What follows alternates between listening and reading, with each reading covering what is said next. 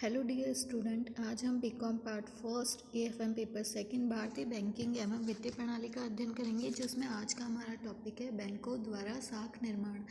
Last class में हमने पढ़ा था कि किस प्रकार बैंक साख का निर्माण करते हैं और उससे पहले जाना था कि साख क्या होती है। विभिन्न अर्थशास्त्रियों ने साख को किस प्रकार से परिभाषित किया है। आज हम जानते हैं कि बैंकों को ही क्यों श्रेय दिया जाता है एक साख निर्माण का और किस प्रकार साख निर्माण का कार्य करते हैं। व्यापारिक बैंक आधुनिक युग में साख निर्माण के महत्वपूर्ण कार्य का संपादन करते हैं। हार्टले, विदर्स, केन्स तथा होम आदि अर्थशास्त्री बैंकों को साख निर्माणकर्ता मानते हैं। सेयर्स के अनुसार बैंक केवल मुद्रा के व्यापारी ही नहीं बल्कि एक महत्वपूर्ण अर्थ में मुद्रा के निर्माता भी हैं। प्रोफेसर सेयर्स के इस कथन से स्पष्ट है कि व्यापारिक बैंक मुद्रा का लेन देन ही नहीं करते बल्कि साख का सृजन भी करते हैं। अन्य वित्तीय संस्थाएं केवल मुद्रा में लेन देन करती हैं। बैंकों के कुल जमाए चलन में विदेशी ग्राह्य मुद्रा की मात्रा से भी अधिक होती है। इसका कारण यह है कि बैंक साख मुद्रा का निर्माण करते हैं। बैंक साख का निर्माण कैसे करते हैं, इस प्रक्रिया को निम्न प्रकार से समझाया जा सकता है। फर्स्ट, बैंक नोटों के निर्गमन द्वारा साख का निर्माण करते हैं। बैंक द्वारा नोट निर्गमन करके भी साख का निर्माण किया जाता है। प्रारंभ में नोट निर्गमन का कार्य भी बैंकों द्वारा किया जाता था, इसलिए कभी बैंक नोट निर्गमन द्वारा साख सृजन का कार्य करते थे। किंतु आधुनिक समय में प्रत्येक देश में केंद्रीय बैंक की स्थापना की जा चुकी है। यह बैंक देश का सर्वोच्च बैंक है जिसके द्वारा नोट निर्गमन किया जाता है और नोट निर्गमन में इसे एकाधिकार भी प्राप्त है। हमारे यहाँ आरबीआई ही बैंक है, भारतीय रिजर्व बैंक, जो नोट निर्गमन का कार्य करता है। केंद्रीय बैंक नोट निर्गमन के किसी एक विधि के अंतर्गत धातु कोष रखकर नोट निर्गमन का कार्य करते हैं। पत्र मुद्रा का वह भाग जिसके अंतर्गत कोई धातु कोष नहीं रखा जाता केवल साख का आधार होता है। इस प्रकार देश का केंद्रीय बैंक नोट निर्गमन के एक अधिकार के माध्यम से देश में साख का निर्माण करता है। नेक्स्ट जो है वह है नकद साख तथा साख जमा द्वारा साख निर्माण। देश में व्यापारिक बैंक नकद जमाओं और साख जमाओं के द्वारा भी साख का निर्माण करते हैं। बैंक अपने पास जमा राशि के ऋण दे देते हैं और उस ऋण से जमाएं उत्पन्न हो जाती है। प्रोफेसर होम ने बैंक जमाओं को दो वर्गों में विभाजित किया है, जैसे कि फर्स्ट है नकद जमा अथवा प्रारंभिक जमाएं और दूसरी है साख जमा अथवा व्युत्पन्न जमाएं। नकद जमाएं या प्रारंभिक जमाएं किन्हें कहते हैं? इसके अंतर्गत बैंक में जमाकर्ताओं द्वारा जमा कराई गई जमाओं को शामिल किया जाता है। जो फर्स्ट टाइम कस्टमर बैंक में अमाउंट डिपॉजिट कराता है वो प्रारंभिक जमाएं होती है। व्यापारिक बैंक इन नकद जमाओं का एक निश्चित प्रतिशत अपने पास रखकर शेष राशि का अग्रिम या ऋणों के रूप में उपयोग करता है। इस प्रकार बैंक इन नकद जमाओं के आधार पर साख सृजन का कार्य करता है। नेक्स्ट है साख जमा, जिसे व्युत्पन्न जमा कहते हैं। साख जमा से आशय उस जमा से है जो बैंक अपने ऋणी को ऋण देते समय उसके खाते में जमा कर देते हैं। इस प्रकार के ऋण के अंतर्गत बैंक नकद ऋण में न देकर ऋणी के खाते में ऋण की राशि जमा कर देते हैं। ऋणी अपनी सुविधा के अनुसार इसमें से धन का आहरण करता रहता है। इस प्रकार ऋणी के खाते में जमा राशि को व्युत्पन्न जमा कहते हैं, क्योंकि इस प्रकार की जमा नकद जमा के कारण उत्पन्न हुई है। अब इन दोनों में डिफरेंस देखिए तो नकद जमा जैसे फर्स्ट टाइम आप बैंक में पैसा जमा कराते हो तो प्रारंभिक जमाएं हैं, तो बैंक क्या करता है इस जमा को किसी अन्य व्यक्ति को लोन दे देता है। जैसे आपने 10,000 जमा कराया तो 10,000 का एक निश्चित प्रतिशत 10% उसने अपने पास कोष के रूप में रख लिया, यानी कि 1,000 रख लिया और बाकी के 9,000 किसी अन्य व्यक्ति के खाते में जमा कर दिए। अन्य व्यक्ति को कैश नहीं देते लोन, उसके अकाउंट में जमा कर देते हैं। तो जो पैसा उसके अकाउंट में जमा हुआ वो व्युत्पन्न जमा है, क्योंकि उस कस्टमर ने तो जमा नहीं करवाया, ये बैंक ने ही जमा किया है। इस प्रकार साख के आधार पर बैंक पुनः ऋण दे देता है। बैंक जितनी अधिक मात्रा में ऋण देता है उतनी मात्रा में साख का सृजन होता जाता है।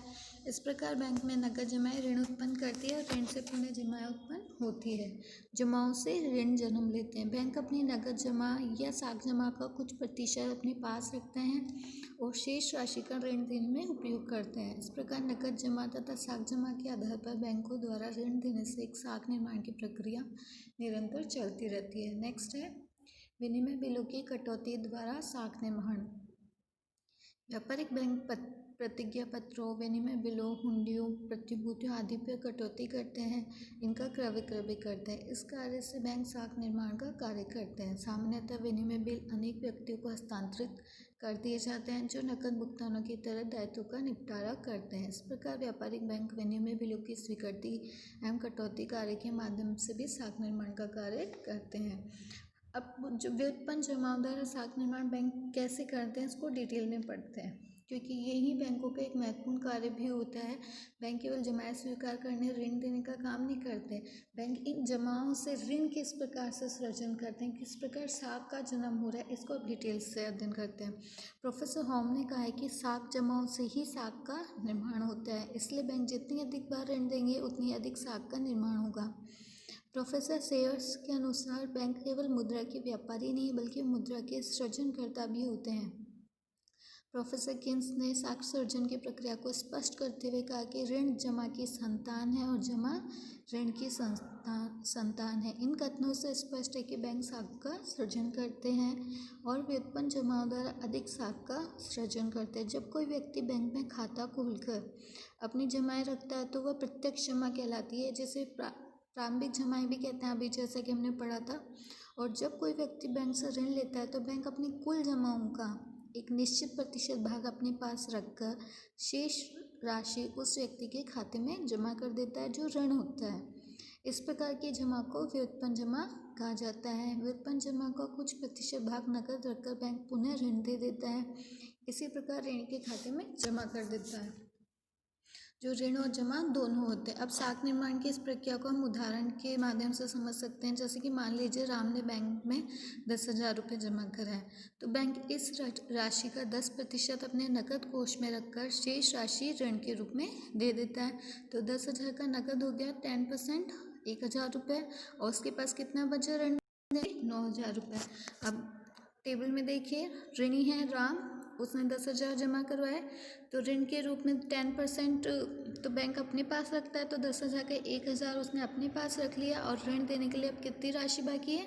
9,000। वो 9,000 को अन्य व्यक्ति के खाते में जमा कर देगा। मान लीजिए शाम लोन लेने आया है, तो शाम के खाते में वो 9,000 रुपये जमा करवा देंगे।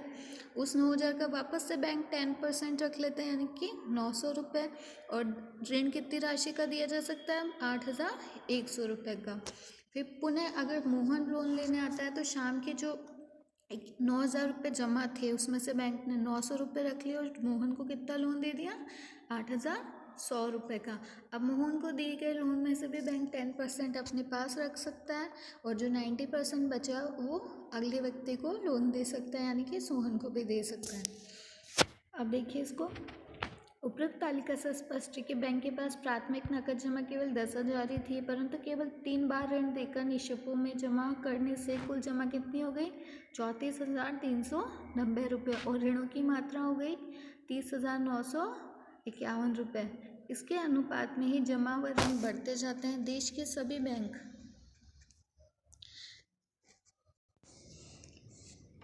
अनेक ग्राहकों से उधार लेने अथवा देने में ही साख का निर्माण करते हैं, और इसी प्रवृत्ति को ही गुण साख निर्माण कहते हैं। अब ये जानते हैं कि साख निर्माण वास्तव में करता कौन है? बैंक करता है, ऋणी करता है, या जमा करता? जमा करता तो वो व्यक्ति होगा जिसने पैसा जमा करवाया था। मान लो अगर वो पैसे ही जमा ना करवाए तो बैंक किसको ऋण देगा? और ऋणी वो व्यक्ति जो लोन लेने गया था। तो जिस व्यक्ति अगर लोन ना लेगा तो बैंक कैसे दूसरे व्यक्ति के खाते में जमा करेगा?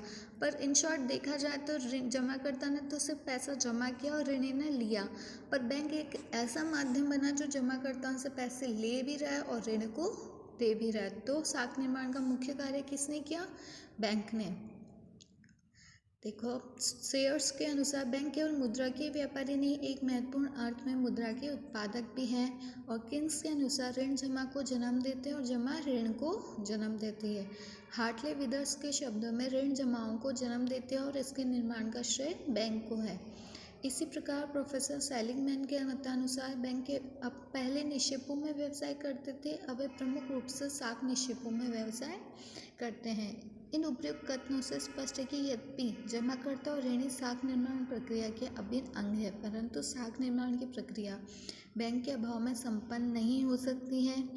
इस प्रकार प्रोफेसर कैनन तथा प्रोफेसर लिप के विचार तर्कसंगत नहीं है। बैंक ही साख का निर्माण करते हैं, जमाकर्ता और ऋणी तो केवल इसके दो प्रमुख घटक हैं। साख निर्माण की सीमाएं। साख निर्माण की सीमाओं से तात्पर्य कि साख निर्माण की प्रक्रिया को कौन कौन से तत्व प्रभावित करते हैं। बैनम के अनुसार साख निर्माण की 3 सीमाएं बताई गई है। फर्स्ट है देश में प्रचलित मुद्रा की मात्रा, सेकंड जनता की बैंकिंग आदतें और थर्ड है नकद कोषों का प्रतिशत। परंतु व्यवहार में साख सर्जन की सीमा अन्य तत्वों पर भी निर्भर करती है जो साख सर्जन को प्रभावित करती है। निम्नलिखित है। फर्स्ट है विधिग्राह्य मुद्रा की मात्रा। साख निर्माण की सबसे बड़ी सीमा तथा साख के निर्माण को प्रभावित करने वाले तत्वों में प्रमुख है देश में विधिग्राह्य मुद्रा की मात्रा। देश में मुद्रा की मात्रा जितनी अधिक होगी, अन्य बातों के समान रहते हैं, साख सर्जन भी उतना अधिक होगा। नकद कोषों की मात्रा देश में विधिग्राह्य मुद्रा की मात्रा पर निर्भर करती है। इसके विपरीत यदि देश में मुद्रा की मात्रा कम होगी तो साख निर्माण भी कम होगा। जनता में बैंकिंग आदतें। यदि जनता में बैंकिंग आदतें ही नहीं होगी तो साख सर्जन भी कम होगा। जैसे मान लो जनता बैंक में पैसा जमा कराने की बजाय अपने पास ही उसे इकट्ठा करके रखती है, वो बैंक में जमा नहीं करवाती है, और तो बैंक कहाँ से लोन देगा, क्योंकि उसके पास तो प्रारंभिक जमा इकट्ठी हुई ही नहीं। विकसित देशों में बैंकों की साख सर्जन की क्षमता अधिक पाई जाती है क्योंकि वहाँ लोग समस्त लेन देन बैंकों के माध्यम से करते हैं, और विकासशील देशों में लोगों में मुद्रा को नकदी में रखने की प्रवृत्ति अधिक होती है तथा बैंकों के माध्यम से लेन देन की प्रवृत्ति कम पाई जाती है, इसलिए वहाँ बैंकों की साख निर्माण की क्षमता कम होती है। थर्ड है बैंकिंग सुविधाएं एवं विकास। साख सर्जन की क्षमता देश में विद्यमान बैंकिंग सुविधाओं एवं इनके विकास से भी प्रभावित होती है। जिस देश में बैंकिंग सुविधाएं एवं विकास की स्थिति अच्छी है वहाँ लोग बैंकिंग सुविधाओं से लाभ उठाते हैं और साख निर्माण की शक्ति अधिक पाई जाती है। इसके विपरीत बैंकिंग सुविधाओं का अभाव तथा इनका पिछड़ापन साख निर्माण की शक्ति को कम कर देता है क्योंकि लोग बैंकों के माध्यम से लेन देन नहीं कर पाते। नेक्स्ट है कुल दायित्व का नकद कोष में प्रतिशत। प्रत्येक देश में बैंक को अपनी जमाओं का एक निश्चित प्रतिशत कैश रिजर्व्स में रखना पड़ता है ताकि जमाकर्ताओं को उनके मांगने पर आसानी से भुगतान किया जा सके। यदि बैंक पूरा का पूरा पैसा ही उधार दे देगा तो मान लो जिसने पैसा जमा करवाया वो वापस लेने आया तो उसको बैंक क्या लौटाएगा। जैसे अभी एग्जांपल में 10,000 रुपये में से 10% बैंक ने अपने पास रखा था, बाकी पैसा ही उधार दिया था ताकि जब वो जमा करता उससे पैसा मांगने आए तो बैंक उस 10% में से उसको दे सके। बैंक की साख निर्माण की क्षमता उतनी ही कम होती जाती है जितने नकद कोषों में रिजर्व ज़्यादा रखने होते हैं। इसके विपरीत अगर नकद कोषों का प्रतिशत कम होता है तो अधिक भाग कोषों का ऋणी अग्रिम देने में काम आ जाता है। इससे बैंकों की साख निर्माण की क्षमता में वृद्धि होती है। नेक्स्ट है जनता की तरलता पसंदगी। जनता द्वारा अपनी आय का एक भाग तरल रूप में रखा जाता है। यदि जनता की तरलता पसंदगी अधिक होती है तो अपनी आय का कम भाग बैंक में जमा कराएंगे और इससे बैंक की साख निर्माण की क्षमता कम होगी। इसके विपरीत जनता में तरलता पसंदगी कम होने पर अपनी आय का अधिकांश भाग बैंक में जमा कराएंगे और बैंक इन जमाओं के आधार पर साख निर्माण की प्रक्रिया में वृद्धि करेगी।